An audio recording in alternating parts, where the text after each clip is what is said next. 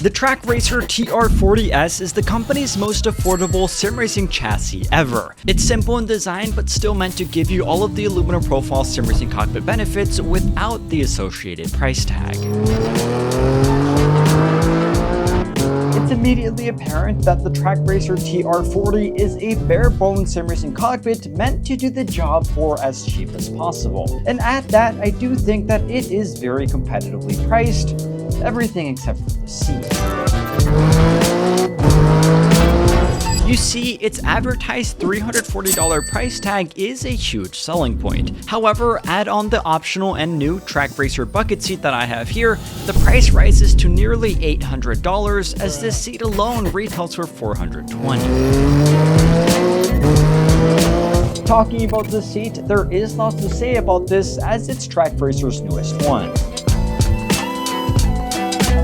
I don't think there's any negating that this is a really cool looking seat, and it's also really nice to see a company try to do something new, as to be honest, most sim racing seats look really similar. Being Trak Racer's newest offering, the GT style bucket seat comes with an entire fiberglass shell and slightly customizable high-density foam padding. This material is stiffer than the traditional memory foam that I've seen on other Trak Racer seats, but it still does a surprisingly decent job. The padding, along with the overall shape of the seat, keeps me hugged in place and comfortable enough even in longer stints, and it also keeps me, of course, immersed into the game. Now, it's definitely not the most comfortable seat that I've used. In fact, I prefer Trak Racer's rally seat, but for an aggressive looking bucket seat, it's really not bad and a pretty accurate representation of what you'd feel in a real life stripped out race car. Now, it's of course also important to note that you can attach your own third-party seat onto this rig, that being something that many people do to of course save money. Unlike some sim racing seats in the market, this one also has absolutely zero flex, as the hard fiberglass shell simply doesn't move at all. Some movement, however, is seen on this chassis, so that's worth going over next. Made of 40/40 aluminum profile, the base of the chassis is fairly thin, but it does have thick corner brackets to add support. Under regular use, even with high-end gear that's worth more than the cockpit alone, it does a respectable job. Now, some movement is definitely seen and sometimes noticed on track, but I will say that it was fairly minimal. Running around 12 Nm of force on the wheelbase, vibrations are of course felt all around the rig, but it ultimately was able to handle the job, albeit not perfectly. Of course, considering that most of this cockpit will use entry to mid-range bases, however, I suspect this won't be a major problem. The only major movement that I do feel on the TR40 is when pushing and pulling on my wheel. Now, in Trak Racer's defense, pushing and pulling on the wheel is a very unnatural movement. However, when I do that, there is still a questionable amount of movement. More flex, however, is seen on the midpoint of this cockpit when I'm hard on the brakes, this being something that I've felt a lot more throughout my testing. The flex on the midpoint of the rig here is something that I've seen with comparable 40/40 cockpits before, and although it is minimal, I can still feel it under heavy braking. Interestingly enough, the pedal plate though has been surprisingly firm, with little to no notable flex coming from there. Though the pedal plate here isn't anything fancy, it does a really good job of maintaining my pedals firmly in place even under heavy braking, this of course being something that is crucial for any sim racing cockpit.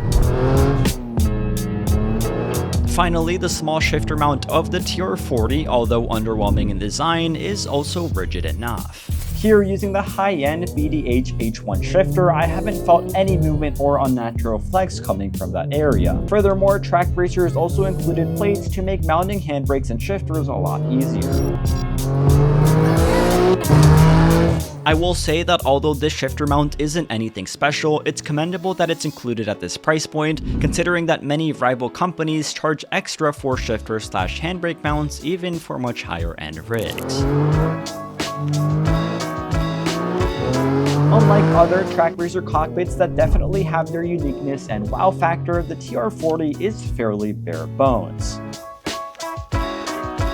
Despite the straightforward approach of the TR40, I do think the quality is pretty solid. The aluminum profile is neatly powder-coated black, and it arrived without a single scratch. Furthermore, the fact that this is a relatively affordable aluminum profile cockpit is great, as it gives the customers the aluminum profile benefits without the usual price tag that's associated with them. The biggest of those aluminum profile benefits will undoubtedly be the adjustability, which you of course are getting here. The height, length, tilt of the wheel and shifter mount, the distance and angle of the pedals, and even some slight adjustment on the height of the seat can be had.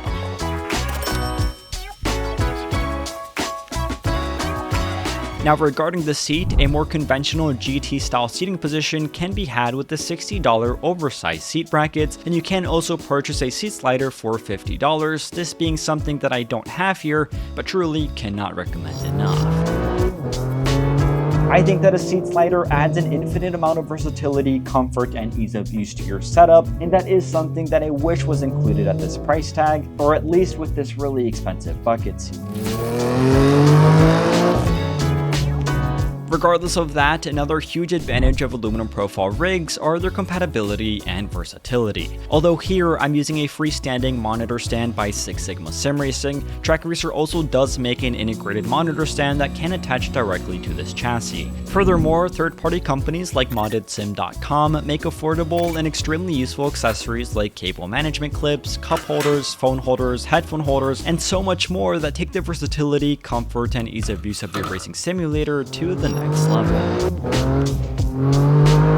One of the main things that I was not expecting about the TR40 cockpit is just how low it sits. Right here in the seating position, which is just about the only seating position that I can have, I feel like I'm in a weird hybrid between a GT and a Formula car, something that's fine and ultimately comfortable, but definitely hard to get in and out of. Now overall, considering what it offers, the price tag, and who it's made for, it's hard to criticize what Trak Racer has brought to the table with the TR40S. Ignoring the seat, which more than doubles the price tag of this cockpit, the chassis in of itself does a decent job for what it is, and will give many people the aluminum profile cockpit benefits without the associated costs that we've come to know. It's hard to negate that at this price range, the TR40S only benefits the sim racing community. It may not be the most rigid or premium cockpit out there, but that's not what it's trying to be. The TR40S is designed to lower the barrier of entry for aluminum profile rigs, offering adjustability, expandability, and a clean aesthetic without breaking the bank. So for newcomers wanting a step up from entry-level rigs, or experienced racers looking for a budget-friendly secondary upgrade, the TR40S makes a strong case for itself. It's not perfect, but for the price, it also doesn't have to be. So with all of that said, this has been my full review on the brand new Trak Racer TR40S. As always, let me know your thoughts on it down in the comments below, and with all of that said, thank you all for watching, stay safe, and have a fantastic rest of your day.